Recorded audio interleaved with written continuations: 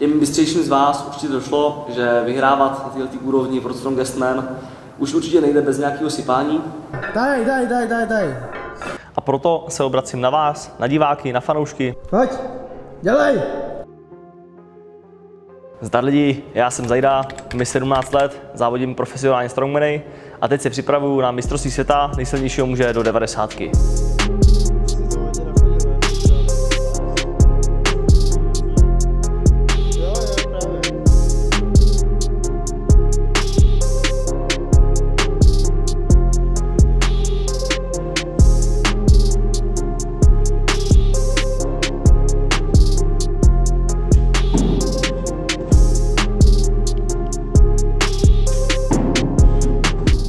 Máme před sebou trénink mrtvých tahů, mám tam napsáno 230, 4 pětky, potom nějaký doplňky, takže statický mrtvý tahy a dynamický dosedy na safety baru a pak klasickou pumpu core.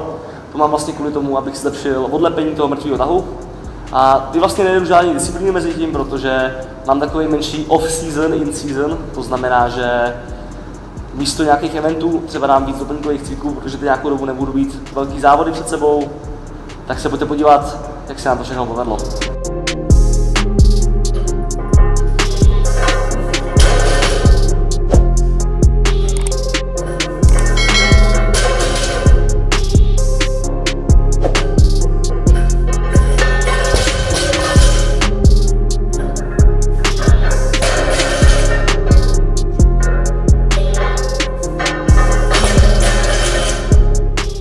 Začal jsem cvičit někdy ve 13 letech a ke strongmanům jako sportu jsem se dostal ve 14, kdy jsem potkal mý, vlastně se dá říct, jedny z nejlepších kamarádů a po té době vlastně trénuju strongmany.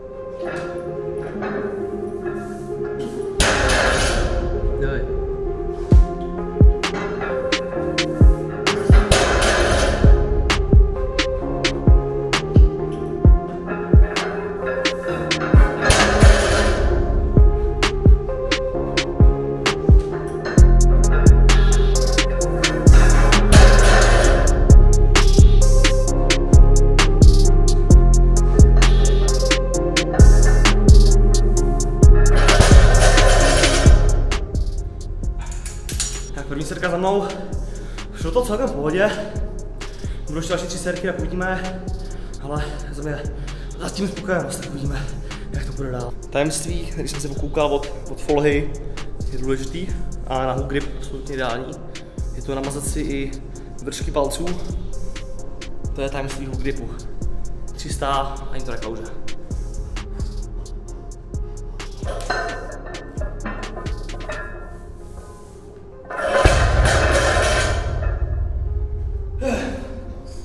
Tak zatím to nevyklouzlo, takže osobní výhra. Na prvních závodech, co se týče liftingu, jsem byl ve 14 letech, to bylo na trojboji, v 15 jsem byl na strongmanech, kde jsem dopás z 30 borců, myslím, že 6, normálně bez věkového omezení do 90 kg. A v tu chvíli jsem se zamiloval jak do těch závodů, tak do toho kolektivu těch kluků, co tam jsou, kteří se navzájem podporují. A od té doby už jedu na závody, skoro všechny, které jsou. Ten konec je nebylný.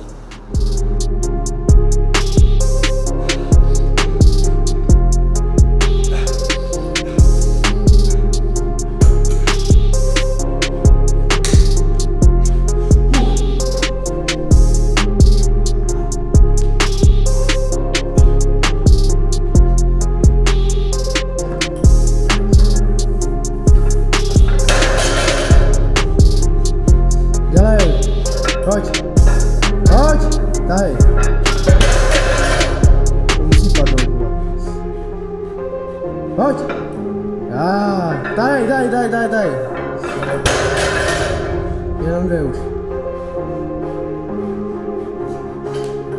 Pojď.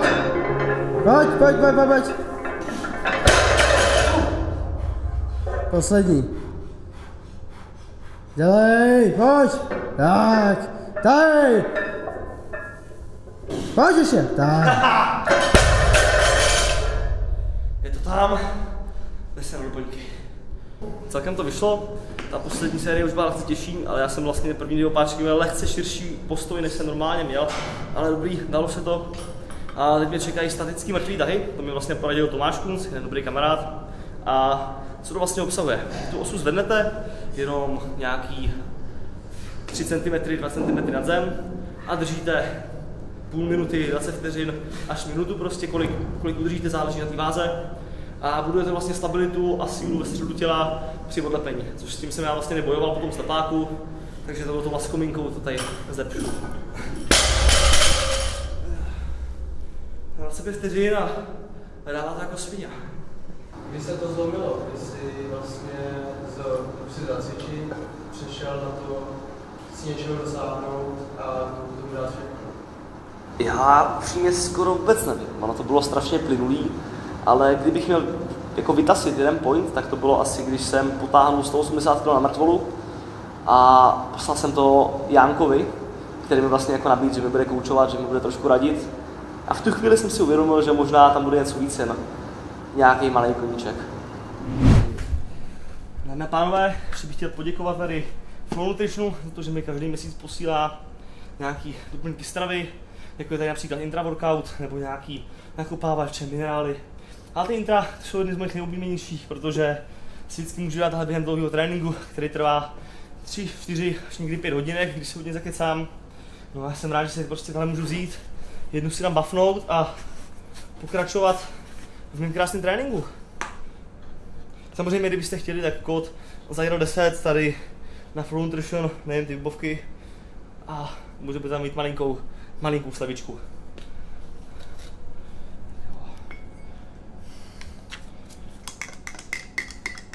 Určitě doporučuji grabovou příchuť, tak mám citrusovou, tu zkouším poprvé.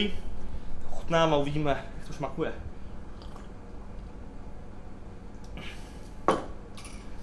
Na to, že to je teplá voda, tak to je dobrý. A u těch doplňkových cviků, pumpovacích cviků, tak vlastně opáčka už nechávám ne že náhodě, ale jedu třeba mezi 5 až 12 opáčkama, záleží na pocitu. Pořád to mám nějak v hlavě, že by to mělo jít prostě postupně, ale už to nepíšu podle plánu, takže dneska jdu 3 pětky, dynamický safety squaty, uvidíme, jestli dám ty pětky. No.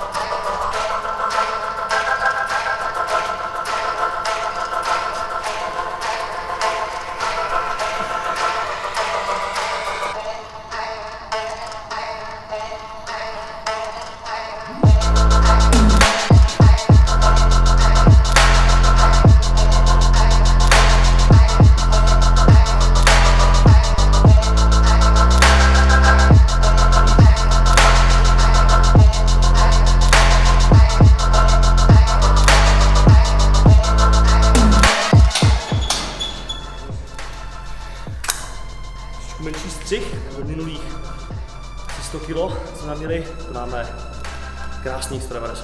Moje první velký mezinárodní závody byly takový krok do neznámá velký, protože po mých vyhraných rukých závodech, který mě vlastně pak mě Jirka Tkaročík trošičku naťuknul, navedl mě na Arnoldy v Seville ve Španělsku, kde jsem jako fakt nečekal, jaký to bude, tak jsem bral 3. místo po relativně konzistentním výkonu po celou dobu toho závodu.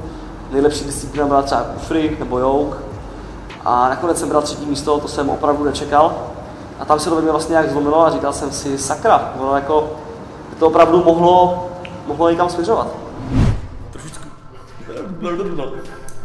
Trošičku, to je těžký slovo na vyslovení. Trošičku se nám tady změnil plán a ještě před Madridem se vyrazíme podívat do Německa, do Fuldy, na Ultimate Strongman World Games do 90 kg a jedna disciplína, tam je 135 kg na kufrech na 40 metrů. Tak se pokusíme, uvidíme, co dneska půjde, zkusím to dát.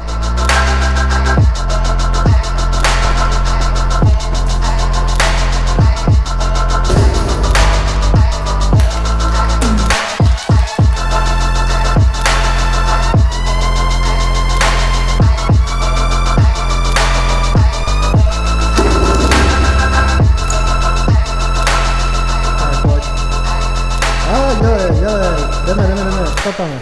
Pojď. Dělej, pojď. A zpátky, musíš.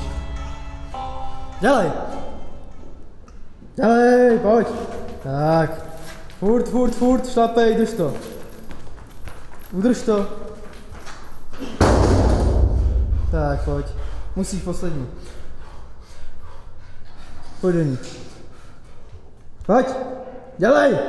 Tak, a jdeme.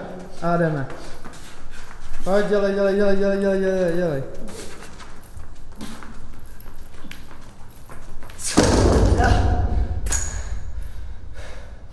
Za palačinku. Všechno. Kolik je tady to tak metrů? Tady to? Nějaký asi 40, možná trošku víc. Tady to má 15. Když jako vlastně nedobíhám úplně celý, tak těch 42, 3, něco takovýhodle. Takže závodní výkon. No, ještě chci zrychlit, ale dá se říct. Co budeš teď konzervovat teda? Teď půjdu palačinku. A potom? A potom nějaký doplňky, možná sám ještě jednu rovinku. Aha. Nějakou to, rychlostní a pak pumpu na nohy. Okay. Tudíž barmanka slíbila palačinku, když to odnesu, když jsem musel, no. A to na mě nezvednu ani jednou a jsem ty 3 rovinky dál, no, prostě. Ahoj, Vicky, na palačinku. Padlo. Tak s takovou motivací, aby na něj bylo. Přesně. No, děkuju. Nejzač. Nejlepší, děkuju. Ještě tady mám. Otuskla. Máme hračky. Mám za sebou taky závody v Norsku, které se konaly v květnu. Když jsem tam přijel jako nejmladší závodník, tak jsem vlastně poprvé ani nenavážil. Musel jsem tam jít ještě sprchovat a pak jsem se tam potil u krbu, zabalený v košili.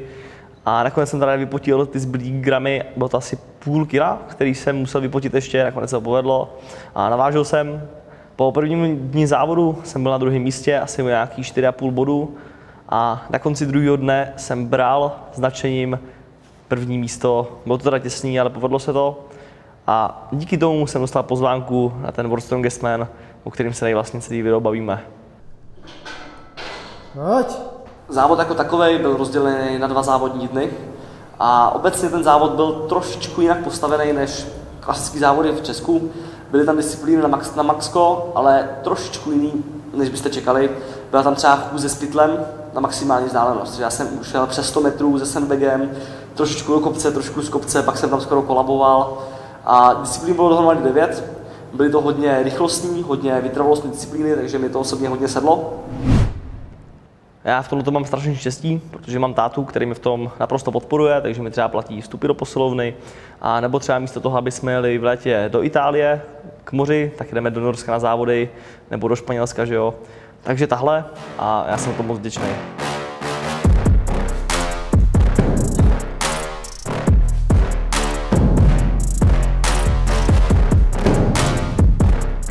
Jak už jsem říkal předtím, tak se snažím, aby všechny moje strongmanské disciplíny, abych je prováděl tak, jak já nejlíp umím, aby to bylo pro mě nejefektivnější vzhledem k mý hmotnosti, rychlosti, síle, dynamice. Takže například loglift při misťu s povolenějším opaskem a pak to podskakuju do nůžek. U atlasů si beru opasek, ale nevyužívám ho k zpevnění, ale abych tím ten atlas podebral. A u většiny takovýchto disciplín mám nějakou vychytávku a proto si myslím, že to je taky jedna z věcí, kvůli který jsem tahle úspěšný.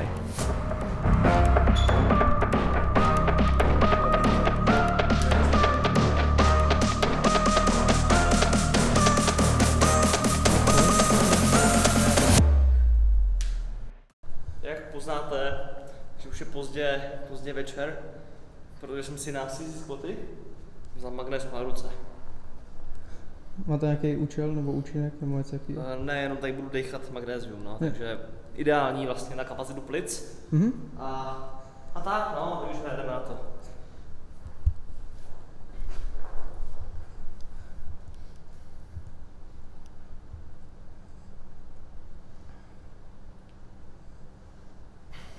Jak už jsem tady říkal, tak jedu na to OSG, na mistrovství světa, na World Strongest Man do 90 kg.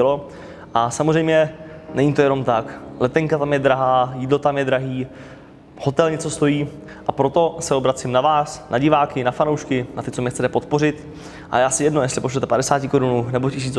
Samozřejmě 1000 bude trošku lepší, no ale tím chci říct, že rozjíždím kampaň, rozjíždím sbírku tady na startovači, kde vy můžete hodit nějakou malinkou podporu a tím třeba jednoho dne budu i v World's Strongest Man do 90 kg. Na jakou příčku si věříš v tom prosinci? Já nedovedu si říct, jestli budu třeba top 5, to si myslím, že jako na to ještě nemám šanci, ale takovej sen bych se rád dostal do top 10 a vlastně odjel si celý ten závod, protože tam je myslím 30 borců a je tam eliminace na top 10 na poslední 2 eventy a já bych chtěl být do té top 10 a pak už mi je asi jedno, jak dopadnu, ale být mezi 10 nejsilnějšíma lidma na světě v té 90, tak to je něco úžasného. Myslím si, že nám určitě bude trošku ten mindset, že se snažím první zdokonalit prostě sebe, svůj trénink, jídlo a tohleto, než abych se třeba hned uchyloval k dopingu nebo tohleto. Snažím se na každý cvik najít nějakou vychytávku, která je prostě efektivní a snažím se propagovat takovou, řekněme, novou verzi strongmanu, kde už to není jenom o té statické síle, ale snažím se podskakovat loglift a vymýšlet, jak jsem říkal, na každý cvik nějakou vychytávku, abych mohl být co nejzdravější a zároveň co nejsilnější. Takže tohle bylo pro dnešek všechno. Já moc děkuji, že jste se dívali, doufám, že jste se pobavili u něčeho, že jste se třeba něco naučili. A kdybyste teda chtěli přispět, tak tady dole pod videem máte link na tu sbírku a myslím si, že se tady na Be Strong kanále nevidíme naposled. Tak se mějte. Těm bystřejším z vás určitě došlo, že vyhrávat na této úrovni World's Strongest Man už určitě nejde bez nějakého sypání. Ale já se o to stejně pokusím, protože nemá cenu to nasypávat v 17, takže tam půjdu na čisto do 90 a uvidíme, co moje technika, co moje vychytávky zvládnou udělat.